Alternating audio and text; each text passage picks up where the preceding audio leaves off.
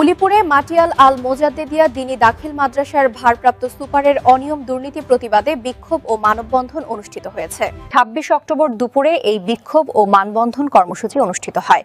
মোহাইমিনুল ইসলামের পাঠানো তথ্য ও চিত্রে দেখুন বিস্তারিত। কুড়িগ্রামের উলিপুর উপজেলার তবকপুর ইউনিয়নের মাটিয়াল আল মোজাদ্দেদিয়া দ্বীনী দাখিল মাদ্রাসার ভারপ্রাপ্ত সুপার আয়ুব আলীর অনিয়ম দুর্নীতি, দীর্ঘদিন অনুপস্থিত থাকা এবং গোপনে পকেট কমিটি গঠনের প্রতিবাদে বিক্ষোভ ও মানববন্ধন অনুষ্ঠিত হয়েছে। রবিবার ২৬ অক্টোবর দুপুরে তবকপুর ইউনিয়নের মাটিয়াল আদর্শ বাজার এলাকায় এই বিক্ষোভ ও মানববন্ধন কর্মসূচি অনুষ্ঠিত হয়। এতে এলাকাবাসী, অভিভাবক, শিক্ষার্থী ও স্থানীয় গণ্যমান্য ব্যক্তিবর্গ অংশ নেন। এ সময় বক্তারা অভিযোগ করেন, ভারপ্রাপ্ত সুপার আয়ুব আলী দায়িত্ব গ্রহণের পর থেকে মাদ্রাসায় অনিয়ম ও দুর্নীতির মাত্রা বেড়ে গেছে।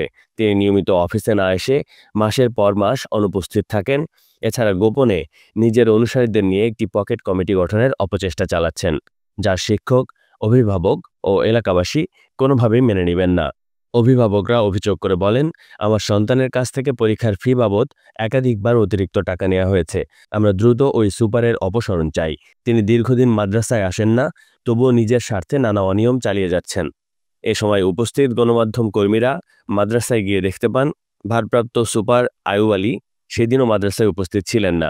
মাদ্রাসার পিয়ন মাহফুজুর রহমান জানান, তিনি দীর্ঘদিন ধরে মাদ্রাসায় আসেন না। মোহাইমিনুল ইসলাম, চিফ টিভি, উলিপুর, কুড়িগ্রাম।